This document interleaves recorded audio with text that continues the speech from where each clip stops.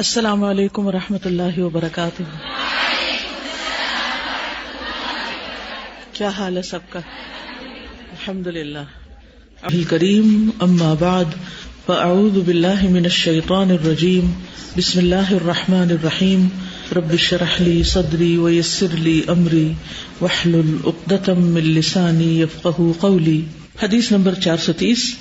حدثنا الحسن بن الربيع حدثنا ابو الاحوص عن الأعمش عن زيد بن وهب قال عبد الله حدثنا رسول الله صلى الله عليه وسلم وهو الصادق المصدوق قال إن أحدكم يجمع خلقه في بطن أمه 40 يوما ثم يكون علقة مثل ذلك ثم يكون مضغة مثل ذلك ثم يبعث الله ملكا ويؤمر بأربع كلمات ويقال له اكتب عمله ورزقه وأجله وشقي أو سعيد ثم ينفخ فيه الروح فإن الرجل منكم ليعمل حتى ما يكون بينه وبين الجنة إلا ذراع فيسبق عليه كتابه فيعمل بعمل أهل النار ويعمل حتى ما يكون بينه وبين النار إلا ذراع فيسبق عليه الكتاب فيعمل بعمل أهل الجنة.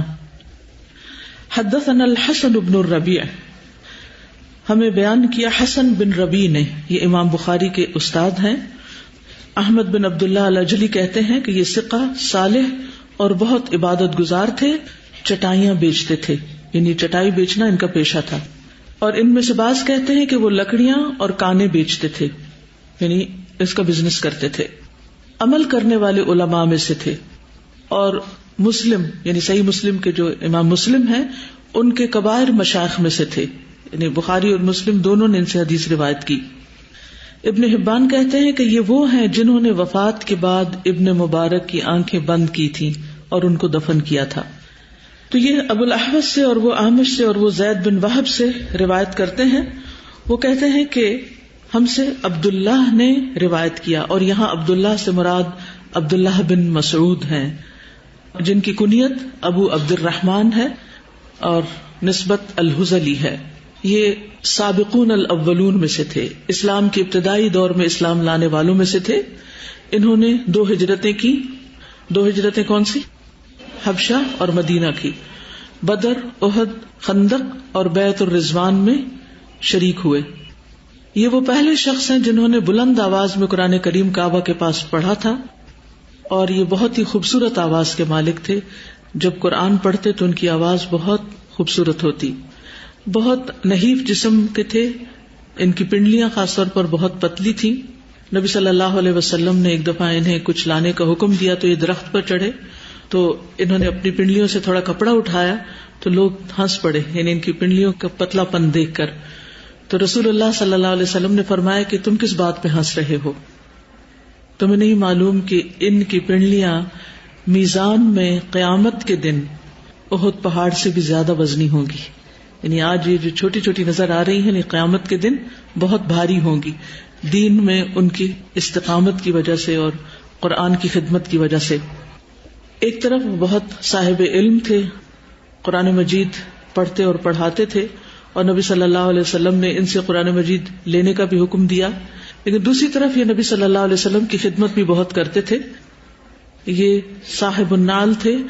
جب نبی صلی اللہ علیہ وسلم اپنے جوتے اتارتے تو یہ اپنے ہاتھوں میں لے لیتے تھے. اور اسی طرح آپ کا تکیہ اور آپ کا جو وضو کا برتن تھا اس کو بھی اٹھایا کرتے تھے، اس کو اپنے ساتھ رکھتے تھے، خاص طور پر سفر میں. علماء صحابہ میں سے ہیں، قرآن مجید کے حافظ تھے اور انہوں نے علم کی بہت خدمت کی. اور یہ کہتے ہیں کہ میں نے رسول اللہ صلی اللہ علیہ وسلم کے منہ سے 70 صورتیں اخذ کی، یعنی براہ راست ڈائریکٹ ان سے سیکھی، جن کے بارے میں مجھ سے کوئی جھگڑا نہیں کر سکتا.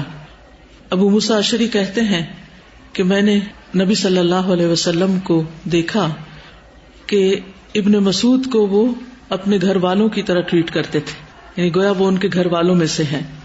اور پھر عمر رضی اللہ عنہ ان کے بارے میں کہتے ہیں کہ لقد ملی فقہا، کہ یہ فقہ سے بھرے ہوئے تھے، یعنی دین کی بہت زبردست سمجھ بھی رکھتے تھے.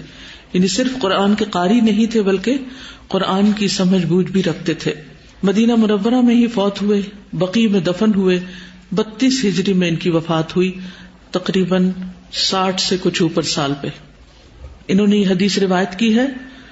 وہ کہتے ہیں حدثنا رسول اللہ صلی اللہ علیہ وسلم، ہم سے رسول اللہ صلی اللہ علیہ وسلم نے حدیث بیان کی. حدثنا اس وقت بولا جاتا ہے جب حدیث بیان کرنے والا خود اس کو سناتا ہے اور شاگرد اس کو سنتا ہے، یعنی جب سن کر اس کو شیخ سے اخذ کیا جاتا ہے.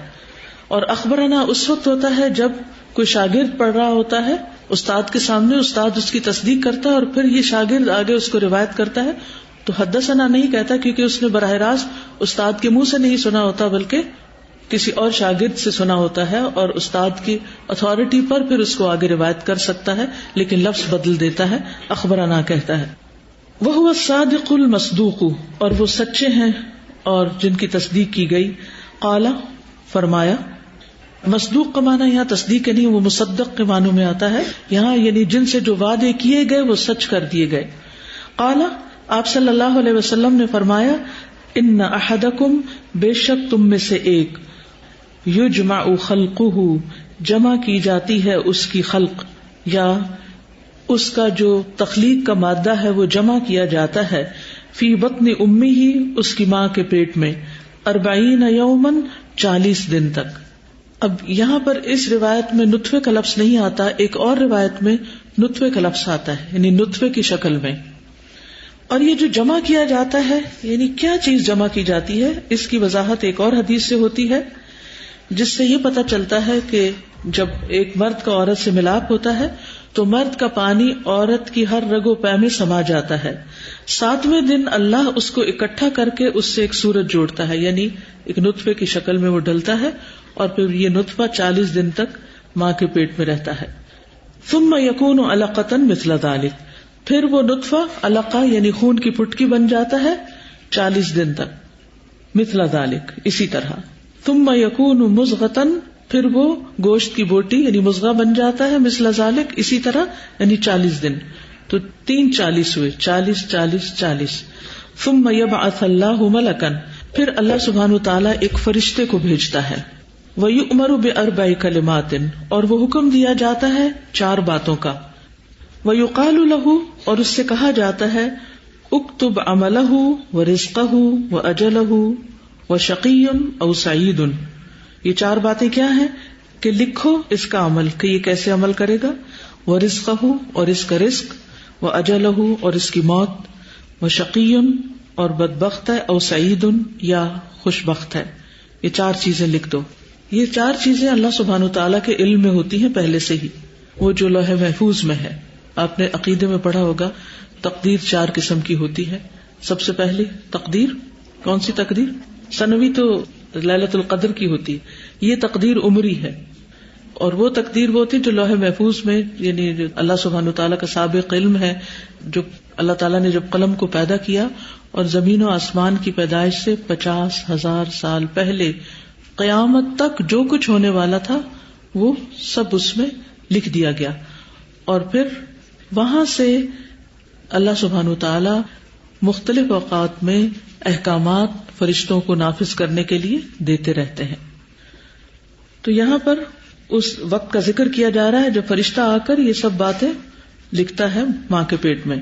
ثم ينفخ فيه الروح، پھر اس میں روح پھونک دی جاتی ہے. یہ کب ہوتا ہے؟ 4 مہینوں کے بعد.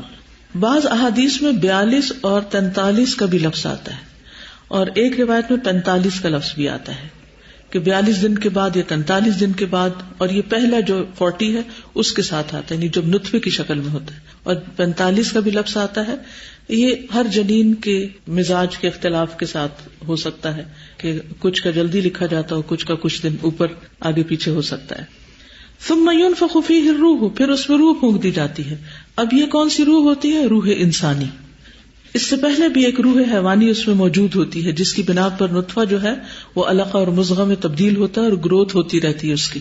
تو یاد رکھیے روح 2 طرح کی ہوتی ہے، ایک روح حیوانی جو سارے حیوانات میں موجود ہے، اور ایک روح انسانی جس کی بنا پر انسان باقی حیوانات سے ممتاز ہوتا ہے، جس کی بنا پر انسان کو عقل اور سننے کی کا ایک شعور اور باقی چیزیں عطا ہوتی ہیں. فإن الرجل منکم لیعمل، پھر بے شک ایک شخص تم میں سے البتہ عمل کرتا ہے، حتی ما یکون بینہ وبین الجنۃ، یہاں تک کہ نہیں ہوتا درمیان اس کے اور درمیان جنت کے مگر ایک ذراع یعنی ایک ہاتھ کا فاصلہ، بس تھوڑا سا فاصلہ رہ جاتا ہے، یعنی آپ یوں سمجھے ایک فٹ. فیسبق علیہ کتابہ، تو سبقت کر جاتی ہے اس پر اس کی کتابت یعنی اس کی تقدیر.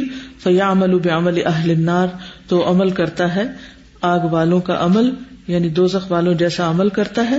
وَيَعْمَلُ حَتَّى مَا يَكُونُ بَيْنُهُ وَبَيْنَ النَّارِ إِلَّا ذِرَاعٌ، اور وہ عمل کرتا ہے حتیٰ کہ اس کے اور آگ کے درمیان ایک ذراع یا ایک ہاتھ باقی رہ جاتا ہے. فَيَسْبِقُ عَلَيْهِ الْكِتَابُ، تو اس پر کتاب غالب آ جاتی ہے. فَيَعْمَلُ بِعَمَلِ أَهْلِ الْجَنَّةِ، تو وہ عمل کر لیتا ہے اہل جنت کے عمل یعنی نیک عمل کر لیتا ہے، اور پھر آخر کار اس کا انجام اہل جنت میں سے ہوتا ہے. اس کی وضاحت ہم نے فقہ القلوب میں پڑھی تھی کہ اللہ سبحانہ تعالیٰ کسی پر ظلم نہیں کرتا. اللہ تعالیٰ اپنی مخلوق سے ہم سے زیادہ واقف ہے. الا یعلم من خلق وهو اللطیف الخبیر، وہ باریک بین ہے، خوب خبر رکھنے والا ہے. اس کو پتا ہے کہ کس انسان کے اندر خیر ہے اور کس کے اندر شر ہے. اور جب ساری زندگی بظاہر دیکھنے میں وہ نیک کام کر رہا ہوتا ہے لیکن اس کے اندر کا شر اس کے اندر موجود ہی ہوتا ہے، حتیٰ کہ وہ کسی ایسی آزمائش امتحان میں آتا ہے کہ اس وقت اس سے کچھ ایسا کام، ایسا بول، ایسا عمل صادر ہو جاتا ہے کہ جس کی وجہ سے اس کا شر سامنے آ جاتا ہے اور انجام اس کا برا ہوتا ہے. اسی طرح ایک انسان کے اندر خیر ہوتی ہے اور کوشش بھی کر رہا ہوتا ہے اچھے کام کرنے کی، لیکن بعض وجوہات کی بنا پر وہ کر نہیں پاتا، لیکن اس کی نیت اور ارادہ ہوتا ہے، حتیٰ کہ ایک وقت آتا ہے کہ مرنے سے پہلے وہ نیک عمل کر جاتا ہے جس کی بنا پر پھر اس کا انجام اچھا ہوتا ہے. تو اگر انسان اس بات پر یقین رکھتا ہے کہ اللہ تعالیٰ کسی پر ظلم نہیں کرتا اور اللہ تعالیٰ نے کسی کو جہنم میں جانے کے لیے مجبور نہیں کیا، تو پھر انسان کے اندر اشکال باقی نہیں رہتا. حدیث سے جو اصل سیکھنے کی بات ہے وہ یہ کہ انسان کتنے بھی اچھے کام کرتا رہے، بڑے سے بڑے کام نیکی کے کرتا رہے، لیکن کبھی اس کے دل کے اندر فخر اور غرور نہ آئے، کیونکہ انسان کی خوش قسمتی اس کے اچھے خاتمے کے ساتھ ہے. حسن خاتمہ کی فکر کرے، یعنی جب تک ایک انسان لا الہ الا اللہ پر ایمان کے ساتھ دنیا سے جاتا نہیں، وہ ڈرتا ہی رہے کہ معلوم نہیں میرے ساتھ کیا ہوگا. کیونکہ بعض اوقات انسان نیک کام کر رہا ہوتا ہے لیکن اس کے اندر ریاکاری ہوتی ہے. بعض اوقات انسان کوئی ایسے کام کر لیتا ہے جس کی وجہ سے اس کے نیک اعمال ضائع ہو جاتے ہیں، ساری زندگی کے کیے کرائے اعمال پر پانی پھر جاتا ہے. اور بعض اوقات ایسا ہوتا ہے کہ انسان بظاہر اتنا نیک نہیں ہوتا لیکن اس کے اندر ایک بہت گلٹ ہوتی ہے اور وہ مسلسل اس چیز کی فکر کرتا ہے کہ میں اچھے کام نہیں کرتا، اس کی شرمندگی رہتی ہے. اسے کبھی فخر اور غرور نہیں ہوتا کہ میں نیک ہوں یا میں نیک لوگوں جیسا ہوں، لیکن پھر ایک وقت آتا ہے کہ اللہ تعالیٰ اس کو توفیق دے دیتا ہے اور وہ اچھے کام کر جاتا ہے. تو اپنے بارے میں بھی اور کسی بھی زندہ انسان کے بارے میں آپ کبھی یہ نہ کہیں کہ یہ تو جنت میں جائے گا. ہمیں نہیں پتا کہ وہ کہاں جائے گا، کیونکہ بعض اوقات انسان کسی کو دیکھتا ہے نا کہ بڑے اچھے اچھے کام کرتا ہے تو ہم یہ گمان کر بیٹھتے ہیں کہ یہ تو جنت والوں میں سے ہے. ٹھیک ہے، اس نے ظن رکھنا چاہیے ہر ایک کے بارے میں، لیکن فیصلہ ہی کر دینا کہ یہ جنتی ہے، یہ کسی کے مرنے کے بعد بھی ہم نہیں کہہ سکتے کہ فلاں تو جنتی ہے. کئی لوگ ایسے کہتے ہیں نا، فوت ہو جاتا ہے کوئی شخص تو کہتے ہیں وہ جنتی ایسا تھا اور ایسا تھا. نہیں، ہم نہیں جانتے کہ جنتی ہے یا نہیں، اللہ سبحانہ و تعالیٰ ہی جانتا ہے. تو کسی کے بارے میں بہت خوش ہو کر یہ بھی نہ کہیے کہ آپ جنت میں آگے آگے جا رہے ہوں گے اور ہم آپ کے پیچھے پیچھے جا رہے ہوں گے. ایسے کلمات سے ہمیشہ پرہیز کیجیے، کہیں ایسا نہ ہو کہ اللہ تعالیٰ اس سے ناراض ہو کہ میرا فیصلہ آپ نے اپنے ہاتھ میں کیسے لے لیا اور کسی کو جنت میں پہنچا دیا اور کسی کے بارے میں آپ کہہ رہے ہیں کہ وہ جنت میں جائے گا. نہیں، ایک شخص نے دوسرے کے بارے میں کہا کہ یہ جنت میں نہیں جائے گا تو اللہ تعالیٰ نے اس کو تو معاف کر دیا، اور یہ جو فیصلہ کرنے والا تھا کہ یہ جنت میں جائے گا، اللہ تعالیٰ نے اس کو جہنم میں بھیج دیا، حالانکہ وہ دوسرے کی نسبت زیادہ نیک تھا. تو یہ جو فیصلے اللہ تعالیٰ کے وہ اللہ تعالیٰ کے، ان کو اپنے ہاتھ میں نہ لیجیے. اور کبھی بھی کسی کو یہ نہ کہیے کہ آپ تو جنتی ہیں اور آپ تو جنت میں فلاں مقام پر ہوں گے اور ہم کہاں ہوں گے. نہیں، ہم نہیں جانتے کہ کون کہاں ہوگا. ہمیشہ ڈرتے رہنا چاہیے. اور ہر ایک کو کوئی کتنا بھی بڑا نیکی کا کام کرے، اللہ سبحانہ وتعالیٰ کی شان کے سامنے، اس کے حق کے سامنے کچھ بھی نہیں، اس کی کوئی حقیقت نہیں. اگر ساری زندگی بھی ہم سجدے میں پڑے رہیں تو ہم ایک نعمت کا بھی حق ادا نہیں کر سکتے. کہاں یہ کہ چند چھوٹے چھوٹے کام کر کے ہم فخر و غرور میں مبتلا ہو جائیں اور ہم اپنے آپ کو یا کسی کو بہت بڑی چیز سمجھنے لگے. تو کسی کو بھی کسی حسن عمل پر مغرور ہونے کی ضرورت نہیں، اصل اعتبار خاتمے کا ہے. حدیث کی کچھ وضاحت مزید کریں گے آپ کو سلائیڈ دکھا کر. تو ڈاکٹر فردوس صاحب سے بات کریں گے. بسم اللہ. السلام علیکم ورحمۃ اللہ وبرکاتہ. یہ حدیث ہم نے پڑھی تھی، حدیث نمبر 430 ہے، حسن بن ربیع سے. انہوں نے جو حدیث بیان کی ہے اس میں رسول اللہ صلی اللہ علیہ وسلم کے فرمان سے شروع کروں گی. قال ان احدکم یجمع خلقه فی بطن امہ 40 یوما ثم یکون علقۃ مثل ذلک ثم یکون مضغۃ مثل ذلک ثم یبعث اللہ ملکا یؤمر باربع کلمات ویقال له اکتب عمله ورزقه واجله وشقی او سعید ثم ينفخ فیہ الروح. اتنا سا پارٹ ہے. تو اس میں ہم دیکھتے ہیں کہ قرآن مجید میں بھی اور حدیث سے بھی ہمیں پتہ چلتا ہے کہ کچھ امپورٹنٹ جو مائل سٹونز ہیں انسان کی تخلیق کے، ماں کے پیٹ میں، اس میں نطفے کا ذکر ملتا ہے، علقہ کا ذکر ملتا ہے، مضغہ کا ذکر ملتا ہے، اور پھر اس کے بعد اس کی ہڈیاں اور اس کے اوپر گوشت پوشت کا چڑھنا، اور پھر 4 مہینے کے بعد اس کے اندر روح کا پھونکا جانا.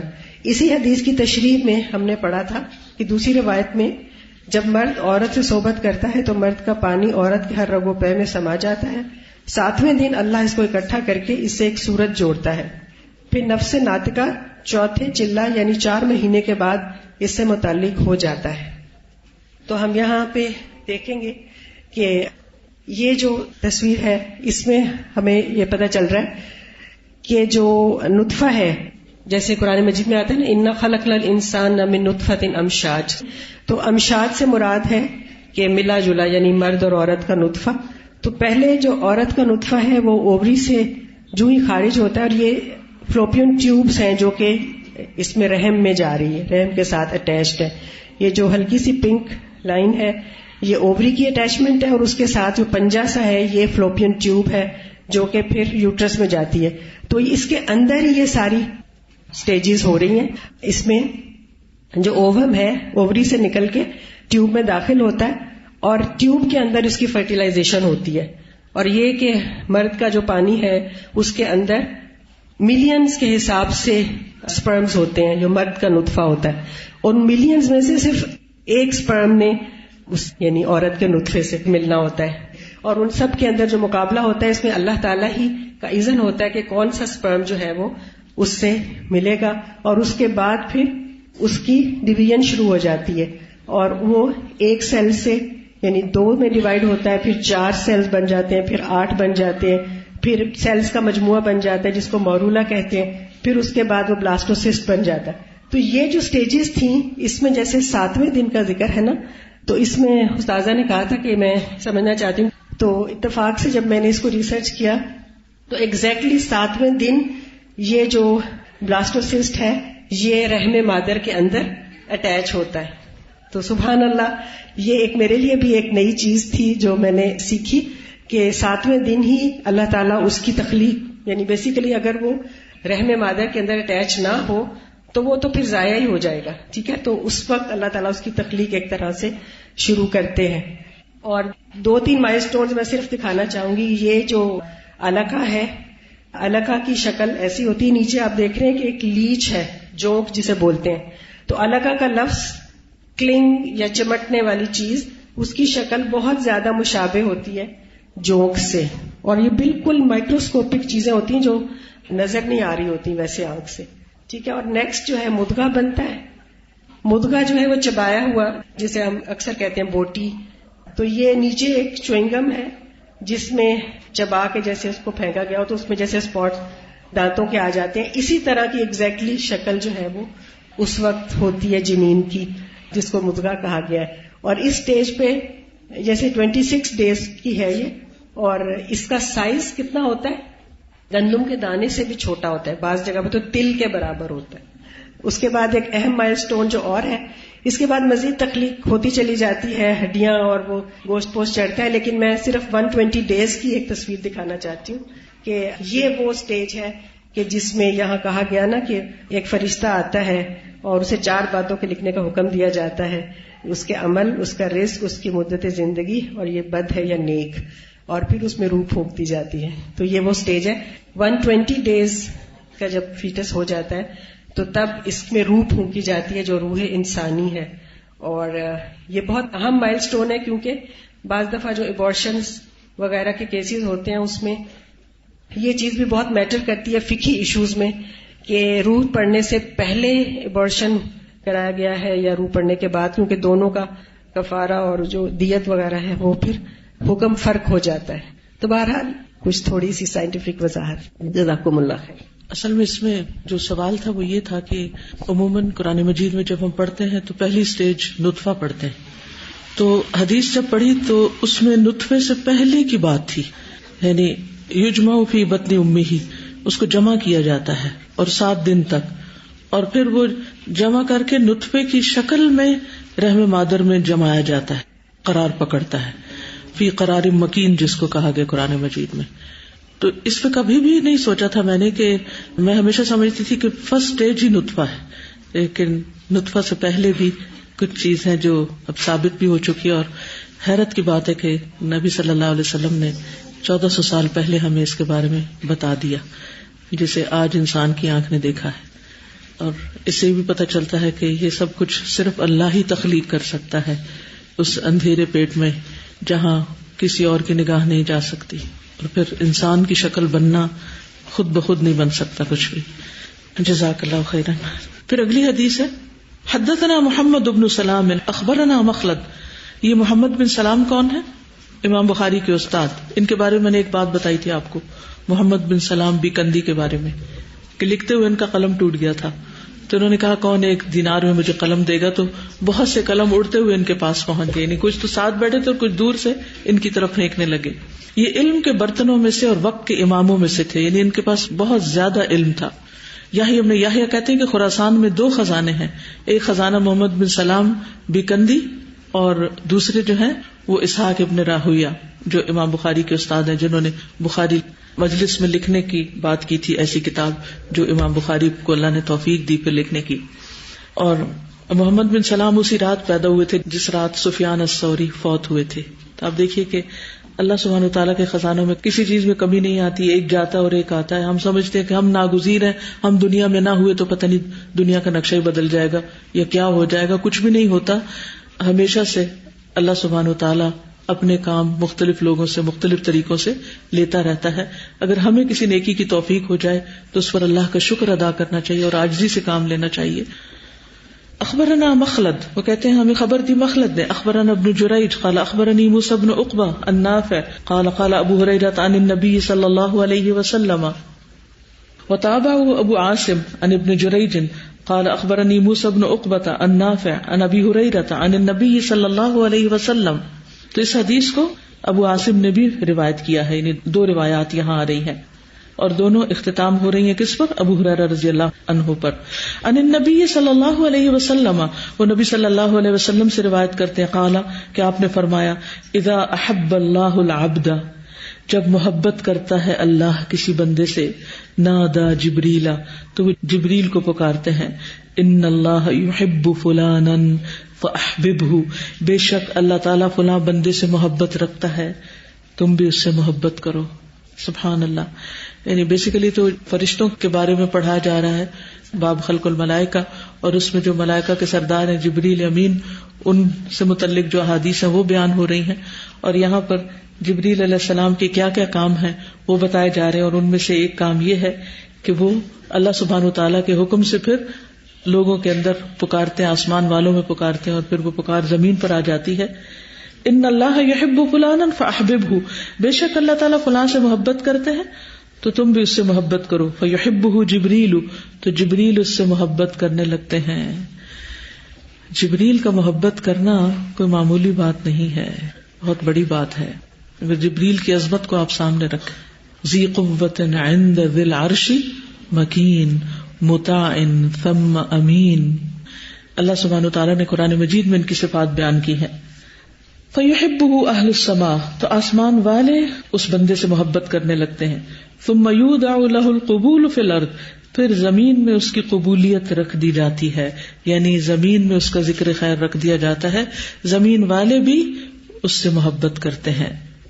اور ایک اور روایت کے مطابق جبریل علیہ السلام عرش میں اس کا چرچا کرتے ہیں تو آسمان والے حاملین عرش کی ملی جلی آوازوں کا شور سنتے ہیں تو ساتھ میں آسمان والے بھی اس سے محبت کرنے لگتے ہیں. یعنی ایک جگہ پر آتے ہیں کہ آسمان والوں میں اعلان کرتے ہیں اور دوسری جگہ حاملین عرش کو بتاتے ہیں، وہ محبت کرتے ہیں. اور حاملین عرش میں سے ایک فرشتے کا سائز آپ دیکھیے کہ کتنا بڑا ہے، اس کی محبت حاصل ہوتی ہے ایسے شخص کو. اور پھر آسمان والوں میں سے ساتویں آسمان والے محبت کرتے، پھر ہر آسمان پہ وہ محبت اترتی. یہ دوسری روایت سے پتہ چلتا ہے جسے البانی نے روایت کیا ہے مختصر العلوم میں.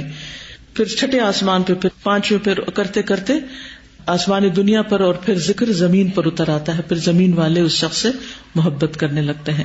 اسی طرح محبت کے علاوہ بغض بھی ڈالا جاتا ہے کہ اللہ تعالیٰ فلاں بندے سے بغض رکھتے ہیں، تم بھی اس سے بغض رکھو. اور پھر اسی ترتیب سے وہ بغض زمین پر بھی آ جاتا ہے اور زمین والوں میں اس بندے کی عداوت بھر جاتی ہے. یہ محبت کس کو حاصل ہوتی ہے؟ اس کو حاصل کرنے کا طریقہ کیا ہے؟ اس کا طریقہ قرآن مجید میں بتا دیا گیا ہے.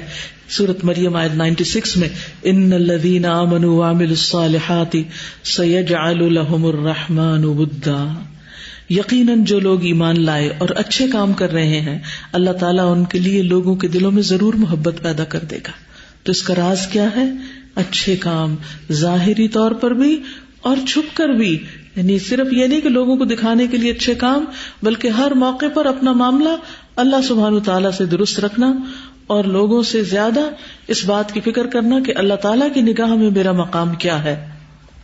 اور اسی طرح اللہ تعالیٰ ان لوگوں سے محبت کرتا ہے جو اللہ کی رضا حاصل کرنے کے لیے بھاگ دوڑ کرتے رہتے ہیں. یعنی انسان اللہ کی رضا حاصل کرتا ہے اور اس میں مسلسل لگا رہتا ہے، یعنی بریک نہیں آنے دیتا. تو اللہ تعالیٰ فرماتے ہیں جبریل سے، میرا فلاں بندہ مجھے راضی کرنے کی کوشش میں لگا ہوا ہے، آگاہ رہو اس پر میری رحمت ہے. یہ مسند احمد کی روایت ہے. پھر اسی طرح نوافل کے ذریعے اللہ تعالیٰ کی محبت بہت زیادہ حاصل ہوتی. یعنی صرف فرض نمازیں نہ پڑھا کریں، نوافل کا بھی اہتمام کیا کریں.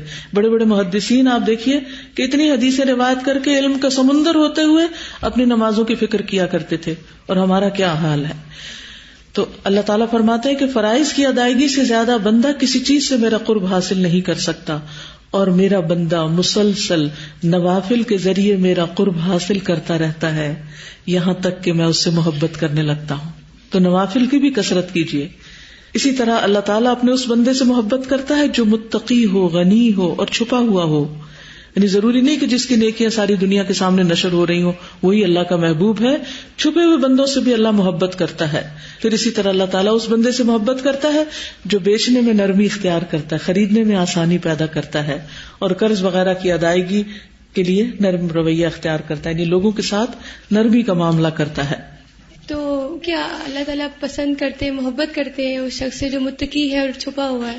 تو میں نے کہا جو متقی ہوتا ہے تو وہ تو اپنا سیلف انالیسس محاسبہ کرتا ہے، نیت بھی ٹھیک کرتا ہے، لیکن وہ چھپا ہوا کیسے رہ سکتا ہے؟ کیونکہ وہ اپنا جو صفائی کرتا ہے، ساتھ جو ارد گرد ماحول ہے، ظاہری سی بات ہے امر بالمعروف بھی کر رہا ہے، لوگوں کو اچھی تلقین کر رہا ہے، تو ایک خاص شہرت جو ہے وہ تو چھپا ہوا نہیں رہتا، تو کیسے چھپ سکتا ہے؟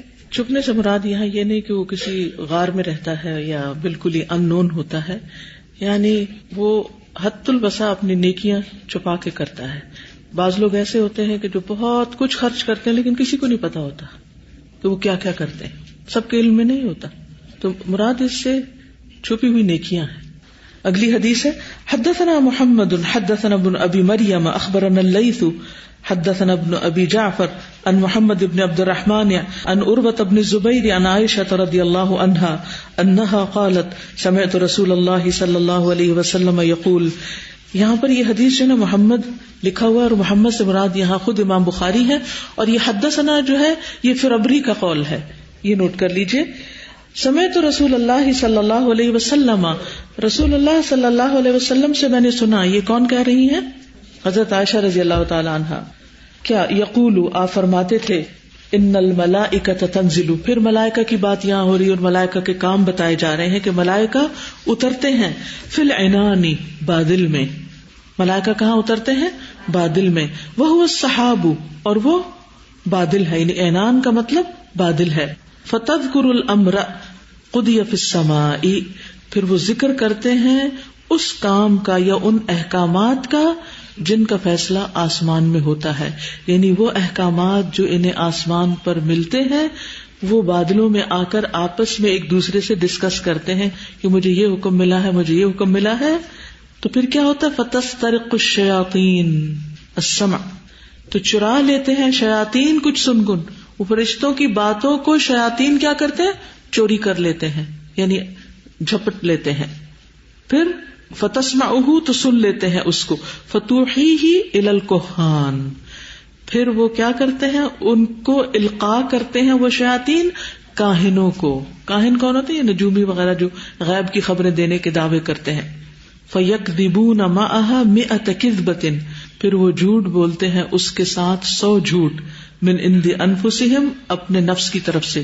یعنی مراد اس سے کیا ہے کہ ایک سچی بات میں 100 جھوٹی باتیں ملا کر لوگوں کو بتاتے ہیں. چونکہ اس میں ایک سچی بات ہوتی ہے لہذا لوگ 100 جھوٹ کو جھوٹ نہیں سمجھتے، اس کو بھی سچ سمجھ لیتے ہیں اس ایک سچ کی وجہ سے. کیونکہ عام طور پر لوگوں کو رجحان یہ ہوتا ہے کہ ایک بات ٹھیک ہوئی تو بس اندھا اعتماد کر لیا، باقی کے بارے میں تحقیق کا مادہ نہیں ہوتا. اس سے یہ بھی پتہ چلتا ہے کہ فرشتے بادلوں میں اتر کر آپس میں بات چیت کرتے ہیں. نیکسٹ ٹائم جب آپ بادل دیکھیں تو یہ بات ضرور سوچیں. جی اور جب وہی اتر رہی تھی اس وقت تو ان کو اوپر جانے کی ویسے ہی اجازت نہیں تھی. اور آسمان پر فیصلے کس طرح ہوتے ہیں اس کی حدیث بخاری میں یہ تفصیل آتی ہے کہ فرشتے اللہ تعالیٰ کے فیصلے کو سن کر جھکتے ہوئے عاجزی کرتے ہیں، پھر اپنے بازو پھڑپھڑاتے ہیں اور اللہ تعالیٰ کا فرمان انہیں اس طرح سنائی دیتا ہے جیسے صاف چکنے پتھر پر زنجیر چلانے سے آواز پیدا ہوتی. کبھی پتھر پر زنجیر ایسے ڈال کر دیکھیں جو ساؤنڈ آتی ہے اس طرح وہ آواز سنتے ہیں. پھر جب ان کے دلوں سے گھبراہٹ دور ہو جاتی ہے، اور ایک اور روایت میں آتا ہے کہ وہ کچھ بے ہوش بھی ہو جاتے ہیں، پھر ہوش میں آتے ہیں، ان کی گھبراہٹ دور ہوتی ہے تو وہ آپس میں پوچھتے ہیں تمہارے رب نے کیا فرمایا. یعنی اس کی تصدیق کرتے ہیں کہ جو ہم نے سنا وہ صحیح سنا. وہ کہتے ہیں کہ جو کچھ فرمایا سچ فرمایا اور وہ بہت اونچا اور سب سے بڑا ہے. اور پھر ان کی یہی گفتگو چوری چھپے سننے والے شیاطین بھاگتے ہیں، یعنی فوراً پہنچتے ہیں. اور شیاطین جو ہے آسمانوں تک چڑھ جاتے ہیں ایک دوسرے کے اوپر، یعنی پورا ایک ہجوم کر لیتے ہیں. اور پھر کوئی ایک بات سن لیتے ہیں اور اپنے نیچے والے کو بتاتے ہیں، اور وہ بھی پھر آگے آگے آگے وہاں سے پہنچتے پہنچتے پھر وہ کاہن تک پہنچتی ہے. حدیث 433. حدثنا احمد بن یونس حدثنا ابراہیم بن سعید حدثنا ابن شہاب عن سلمۃ والاغر عن ابی ہریرہ رضی اللہ عنہ قال. یہاں پر امام بخاری کے استاد احمد بن یونس ہیں، اور احمد بن یونس جو ہیں یہ بھی ایک بہت بڑے اسکالر ہیں، ان کو شیخ الاسلام بھی کہا جاتا ہے. فضل بن زیاد کہتے ہیں کہ میں نے سنا احمد بن حنبل سے کسی شخص نے پوچھا کہ میں حدیث کس سے لکھوں. انہوں نے کہا احمد بن یونس کی طرف سفر کرو کیونکہ وہ شیخ الاسلام ہے. یہاں تھوڑا تھوڑا ذکر میں امام بخاری کے استادوں کا اس لیے کروں گی تاکہ آپ کو یہ پتہ چلے کہ امام بخاری نے علم کس سے اخذ کیا، ان لوگوں کی کیا اہمیت اور وقت اور مقام تھا. یعنی امام بخاری کے جو استاد تھے وہ معمولی لوگ نہیں تھے، وہ خود اپنی ذات میں بہت بڑے بڑے اسکالرز تھے. تو بہرحال احمد بن یونس جو ہیں ان کو شیخ الاسلام بھی کہا جاتا ہے. اور یہ احمد بن یونس جو ہیں سفیان ثوری سے انہوں نے علم حاصل کیا. وہ کہتے ہیں کہ جب میں ان کے پاس سے لوٹتا تو میں اپنے نفس کو اس بھلائی پر آمادہ کرتا جو میں نے سیکھی ہوتی. یعنی علم جو سیکھ کر آتا اس کو کرنے کی فکر کرتا، اپنے آپ کو اس کے لیے تیار کرتا. اور جب میں مالک بن مغول کے پاس جاتا تو اپنی زبان کی حفاظت کرتا، اور جب میں شریک کے پاس جاتا تو مکمل عقل لے کر لوٹتا. اور جب میں مندل بن علی کے پاس آتا تو ان کی نماز کا حسن میرے نفس کو فکر میں ڈال دیتا کہ یہ اتنی خوبصورت نماز پڑھتے ہیں تو میں کیا کر رہا ہوں. اس سے کیا پتہ چلتا ہے؟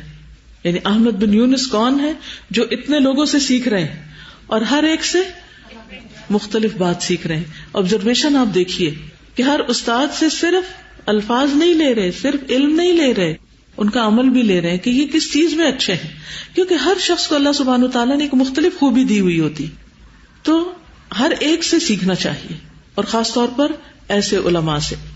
قال النبی صلی اللہ علیہ وسلم، نبی صلی اللہ علیہ وسلم نے فرمایا، اذا کان یوم الجمعۃ، کانا ہوتا ہے، علی کل باب، ہر دروازے پر، من ابواب المسجد، مسجد کے دروازوں میں سے، ملائکۃ، فرشتے، یکتبون الاول فالاول، اٹینڈنس لینے کھڑے ہوتے ہیں، وہاں لکھتے ہیں پہلے شخص کا نام، فالاول، پھر اس کے بعد کون، الاول فالاول، ایک کے بعد ایک.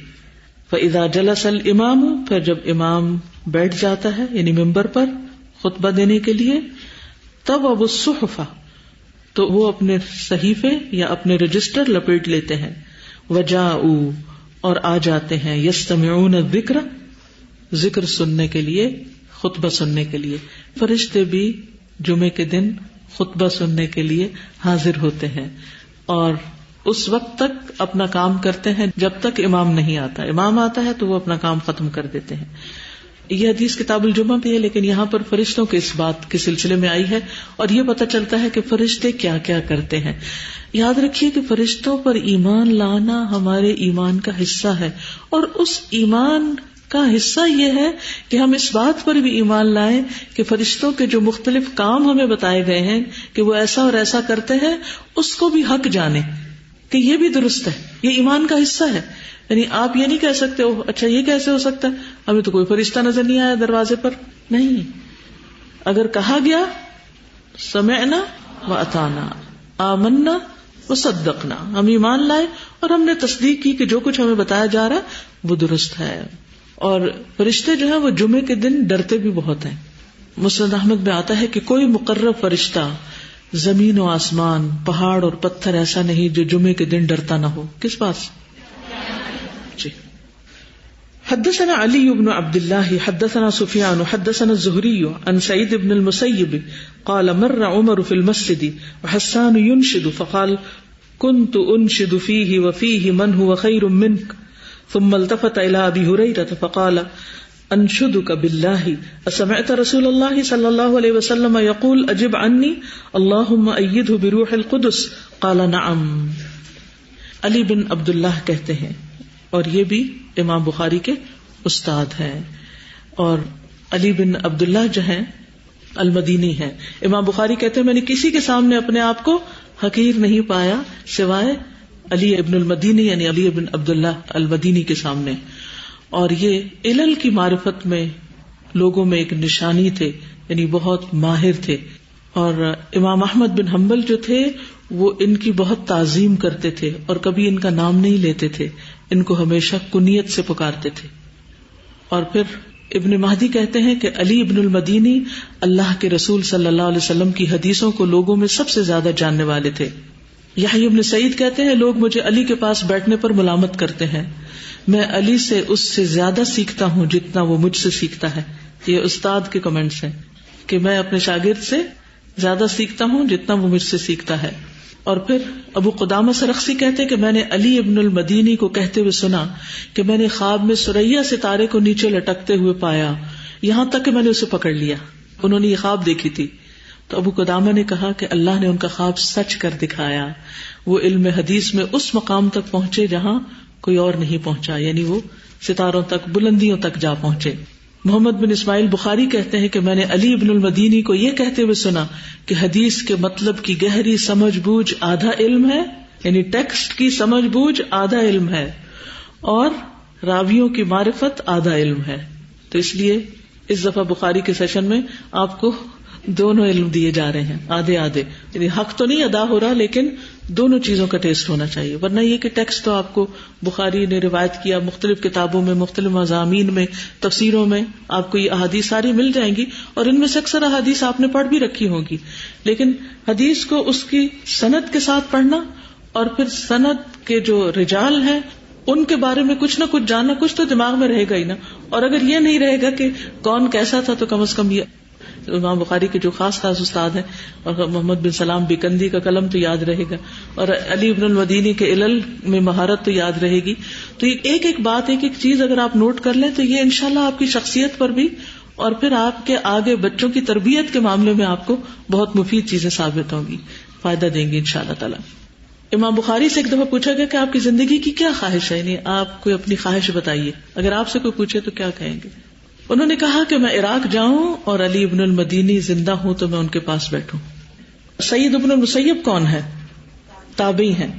کہتے ہیں سعید ابن المسیب مر عمر فی المسجد، حضرت عمر رضی اللہ عنہ مسجد میں سے گزر رہے تھے. وحسان ینشد، حسان شعر پڑھ رہے تھے مسجد میں. تو حضرت عمر نے ناگواری کا اظہار کیا تو حضرت حسان کہنے لگے فقال کنت انشد فیہ، میں اس مسجد میں اس وقت بھی پڑھتا تھا وفیہ من ہوا خیر منک، اور اس میں اس وقت وہ موجود ہوتے تھے جو تم سے بہتر تھے. کس کی موجودگی میں؟ نبی صلی اللہ علیہ وسلم. یعنی تم مجھے دیکھ کے، عام محاورے میں کہیں کہ تم مجھے دیکھ کے آنکھیں دکھا رہے ہو، میں تو اس وقت بھی یہ شعر یہاں پڑھتا تھا جب رسول اللہ صلی اللہ علیہ وسلم یہاں موجود تھے. ثم التفت الى ابی ہریرہ، پھر حضرت حسان ابو ہریرہ کی طرف متوجہ ہوئے، وہ بھی وہاں تھے. فقال انشدک باللہ، میں تمہیں اللہ کی قسم دے کے پوچھتا ہوں، اسمعت رسول اللہ صلی اللہ علیہ وسلم یقول، کیا تم نے سنا تھا رسول اللہ صلی اللہ علیہ وسلم کو یہ فرماتے ہوئے، اجب انی، کہ اے حسان میری طرف سے جواب دو، اللہم ایدہ بروح القدس، اے اللہ روح القدس کے ساتھ اس کی مدد کر. کس کی؟ حسان بن ثابت کی. قال نعم، تو ابو ہریرہ نے تصدیق کی، کہا جی ہاں. تو اس حدیث سے بھی کس کا اس بات ہوتا ہے؟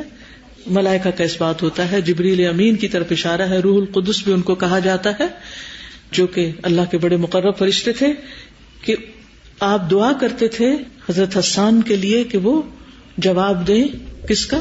مشرکین کی حجب کا.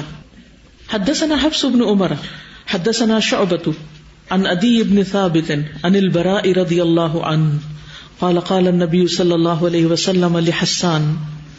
حفص بن عمر روایت کرتے ہیں شعبہ سے اور وہ عدی بن ثابت سے. حفص بن عمر جو تھے یہ بہت ثقہ تھے اور روایت میں بھی بہت محکم تھے. ان کی ایک حرف کی غلطی بھی نہیں پکڑی جا سکتی تھی، یعنی اتنے متقن تھے، اتنے درست طریقے پر احادیث روایت کرتے تھے. اور اس حدیث میں براء ابن عازب جو ہیں ان کی حدیث ہے. براء ابن عازب صحابی ہیں اور یہ ہجرت سے تقریباً 10 سال پہلے پیدا ہوئے تھے. انصاری تھے، یعنی مدینہ کے رہنے والے تھے. نبی صلی اللہ علیہ وسلم کے ساتھ 11 غزوات میں انہوں نے شرکت کی تھی اور سب سے پہلی شرکت جو جنگ بدر میں تھی اس وقت ان کو چھوٹا سمجھ کر واپس کیا گیا تھا. اور پھر آپ صلی اللہ علیہ وسلم نے ان کو جنگ خندق میں شرکت کی اجازت دی تھی جبکہ وہ 15 سال کی عمر کے تھے. اور یہ کہتے ہیں کہ میں نے رسول اللہ صلی اللہ علیہ وسلم کے ساتھ 18 مرتبہ سفر کیا، 18 سفرا، اور پھر میں نے کبھی نہیں دیکھا کہ آپ صلی اللہ علیہ وسلم نے ظہر سے پہلے 2 رکعتیں چھوڑی ہوں، یعنی اذان کے بعد جو پڑھی جاتی ہیں. اور یہ ایران کی فتح میں بھی شامل تھے اور رے کی فتح میں بھی. کوفہ میں رہے اور کوفہ کے فقیہ کہلاتے تھے. ایک طرف اللہ کی راہ میں جہاد کرتے اور دوسری طرف فقیہ کوفہ کہلاتے. لمبی عمر پائی، 72 ہجری میں فوت ہوئے، کوفہ میں ہی فوت ہوئے.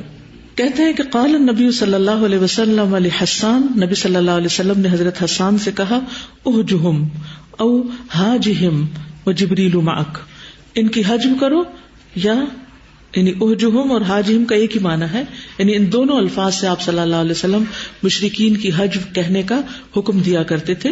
یعنی شعر کے ذریعے دفاع کرنا، جس میں اگر کوئی آپ کے خلاف پروپیگنڈا کرتا ہے بذریعہ شعر تو شعر ہی کے ذریعے اس پروپیگنڈے کا جواب دینا اور ان کی خامیوں کو جو حجب کرنے والے ہیں ان کو بیان کرنا. وہ جبریل معک، اور جبریل تمہارے ساتھ ہیں. جبریل علیہ السلام کو روح الامین بھی کہا جاتا ہے، روح القدس بھی کہا جاتا ہے اور جبریل امین بھی کہا جاتا ہے. اور جبریل علیہ السلام کی طاقت جو ہے اتنی زیادہ ہے کہ جب نبی صلی اللہ علیہ وسلم کو لے کر وہ بیت المقدس میں پہنچے تو انہوں نے صرف انگلی سے اشارہ کیا تھا تو پتھر میں وہ سوراخ ہو گیا تھا جس کے ذریعے پھر وہاں پر براق کو باندھا گیا تھا. اس پتھر کے سوراخ میں پھر براق کو باندھا گیا. بولی کر سکتے، نبی صلی اللہ علیہ وسلم نے کی ہے تو ہم بھی کر لیں، دعا ہی ہے نا.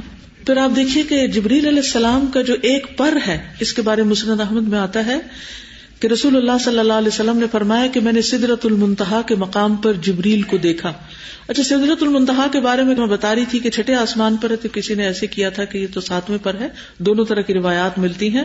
ان دونوں میں موافقت ایسے پیدا کی جاتی ہے کہ چھٹے میں جڑیں ہیں اس کی اور 7ویں تک اس کی شاخیں اور اوپر بڑھا ہوا ہے. ٹھیک ہے، تو بہرحال سدرۃ المنتہا کے مقام پر آپ صلی اللہ علیہ وسلم نے جبریل کو دیکھا تھا. ان کے 600 پر تھے، اور پھر آپ دیکھیے کہ ایک پر مشرق سے مغرب تک دکھائی دیتا، پورے آسمان اور افق کو ڈھانپنے والا. تو آپ خود سوچئے کہ ان کا سائز پھر کتنا بڑا ہوگا.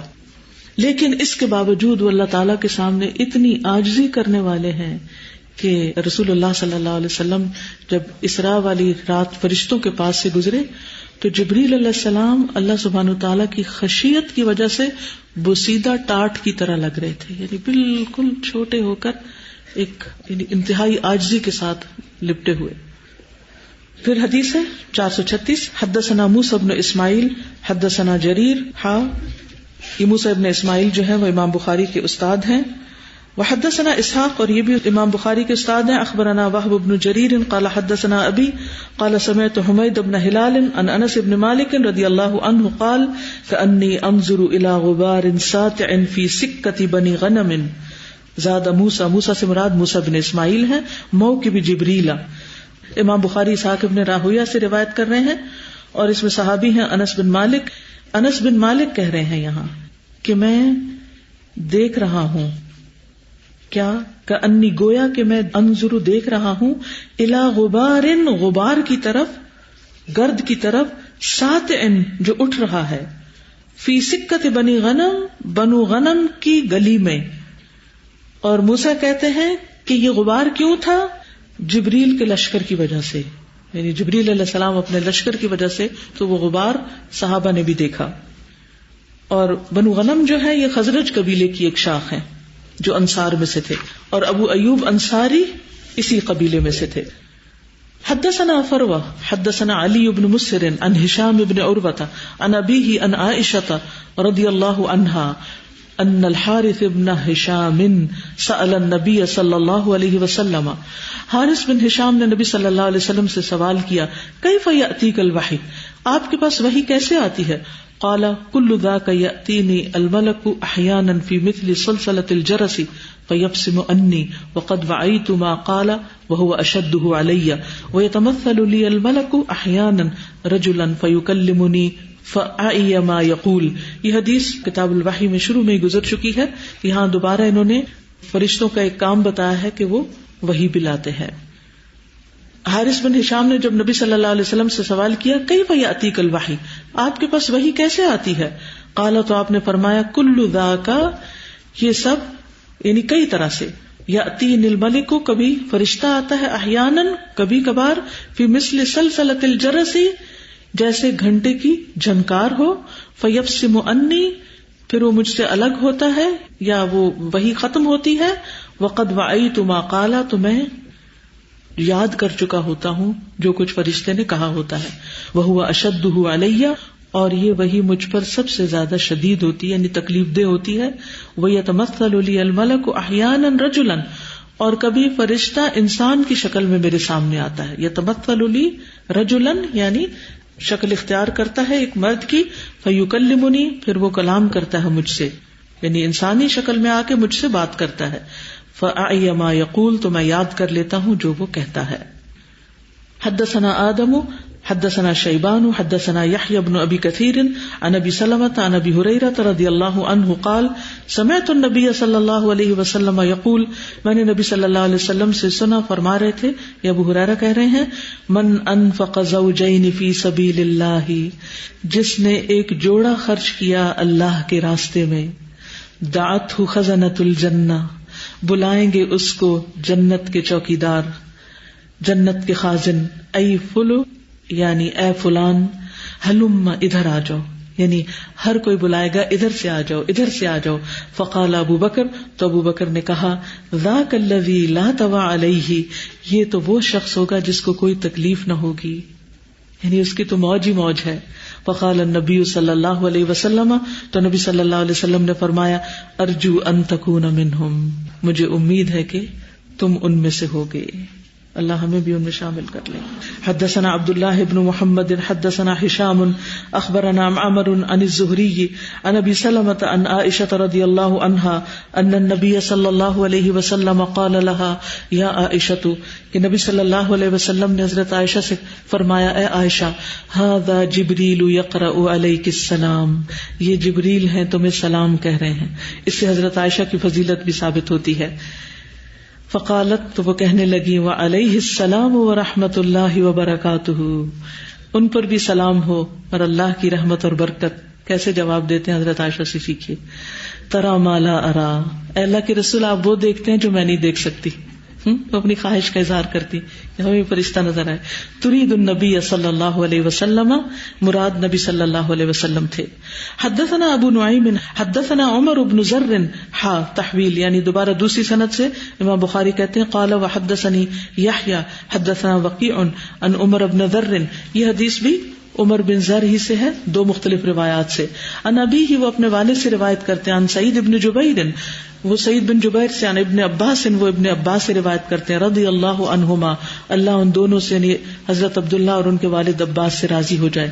قال، وہ کہتے ہیں قال رسول اللہ صلی اللہ علیہ وسلم لجبریل، کہ رسول اللہ صلی اللہ علیہ وسلم نے جبریل علیہ السلام سے فرمایا الا تزورنا، کیا نہیں تم زیارت کرتے ہماری، کیوں نہیں تم ہماری زیارت کرتے، ہماری ملاقات کو آتے. اکثر، اس سے زیادہ، مما تزورنا، جتنی تم ہماری زیارت کرتے ہو، یعنی ہماری ملاقات کو آتے، یعنی جتنا تم آتے ہو اس سے زیادہ نہیں آ سکتے، اس سے زیادہ کیوں نہیں آتے. یہ کس بات کی نشاندہی کر رہا ہے کہ نبی صلی اللہ علیہ وسلم کو جبریل علیہ السلام کی ملاقات کا شوق تھا، اشتیاق تھا. وہ کیوں؟ جبریل آ کے کیا کرتے تھے؟ سکھاتے تھے، کچھ نئی بات لاتے تھے، کوئی خبر لاتے تھے. تو نبی صلی اللہ علیہ وسلم اس انتظار میں رہتے تھے. اور یہ بھی کہا گیا اس بارے میں کہ بعض اوقات وحی کے آنے میں جب دیر ہو جاتی، یعنی کبھی 40 دن گزر گئے، یا سورۃ الکہف میں جو آتا ہے کہ جب انشاءاللہ نہیں کہا تو وہ واقعہ 15 دن بعد آپ کو بتایا گیا، تو اس موقع پر نبی صلی اللہ علیہ وسلم نے جلد آنے کی درخواست کی جبریل علیہ السلام سے. تو انہوں نے کیا جواب دیا؟ قال، وہ کہتے ہیں فنزلت، تو یہ آیت نازل ہوئی وما نتنزل الا بامر ربک، اور نہیں ہم اترتے مگر آپ کے رب کے حکم سے، یعنی ہم خود نہیں آ سکتے، ہمیں بھیجا جاتا ہے. تو اس سے کیا پتہ چلتا ہے کہ جبریل علیہ السلام یا فرشتے جو ہیں وہ مأمور ہیں، مأمور، یفعلون ما یؤمرون، وہ وہی کرتے ہیں جو حکم دیے جاتے ہیں. وما نتنزل الا بامر ربک، اور نہیں ہم اترتے مگر آپ کے رب کے حکم سے. لہ ما بین ایدینا وما خلفنا، اسی کے لیے ہے جو ہمارے سامنے ہے اور جو ہمارے پیچھے ہے. سورۃ مریم کی آیت ہے آخر تک. آخری حدیث بھی صفحے کی پڑھانا چاہوں گی. حدثنا اسماعیل قال حدثني سلیمان عن یونس عن ابن شہاب عن عبید اللہ بن عتبہ بن مسعود عن ابن عباس رضی اللہ عنہما ان رسول اللہ صلی اللہ علیہ وسلم قال، ابن عباس کہتے ہیں کہ رسول اللہ صلی اللہ علیہ وسلم نے فرمایا اقرأنی جبریل علی حرف فلم ازل استزیدہ حتی انتہى علی 7 احرف. اقرأنی، پڑھایا مجھ کو، جبریل علیہ السلام نے، علی حرف، ایک حرف پر یا ایک محاورے پر، یعنی قرآن مجید. فلم ازل استزیدہ، تو مسلسل میں ان سے زیادہ کا مطالبہ کرتا رہا. استزیدہ کا لفظ کس سے؟ زیادہ سے. حتی انتہى، یہاں تک کہ آپ رک گئے، علی 7 احرف، 7 حروف پر. یعنی ایک محاورہ بنو تمیم کا ہے اور ایک بنو طے کا، اور اسی طرح مختلف. قرآن کو 7 عرب کے محاوروں پر پڑھنے کی اجازت دی. اس سے مراد 7 قراءات نہیں ہے، کیونکہ قراءات جو ہیں وہ تو بعد میں مدون ہوئی ہیں. کیونکہ بعض لوگ سمجھتے ہیں کہ 7 احرف سے مراد 7 قراءات ہیں. تو احرف سے مراد یعنی 7 طریقوں پر پڑھنا جو ہے وہ جائز ہے. اس کا یہ مطلب نہیں کہ قرآن کا ہر حرف جو ہے وہ 7 طریقوں پر نازل ہوا ہے. اس سے مراد یعنی کچھ مقامات ہیں جن کو مختلف طریقوں سے پڑھا جا سکتا ہے. اور 7 قراتوں کو جمع کرنے کا جو اہتمام کیا تھا ان میں سے پہلا شخص ابن مجاہد تھا، اور اس کا تعلق 4 صدی ہجری سے ہے. ٹھیک ہے. اور اس میں مزید تفصیلات بھی ہیں جو آپ علوم القرآن میں پڑھ سکتے ہیں. جب جمعے کے دن وہ فرشتے کھڑے ہوتے ہیں تو جب تک خطبہ نہیں شروع ہوتا وہ لکھتے رہتے ہیں, تو جو لیٹ آتا ہے اس کا نام نہیں لکھا جاتا. اس کے بعد جو آتا ہے اس کا نام اس خاص کتاب میں نہیں لکھا جاتا. سبحانک اللہم و بحمدک اشہد ان لا الہ الا انت استغفرک و اتوب الیک. السلام علیکم و رحمۃ اللہ وبرکاتہ.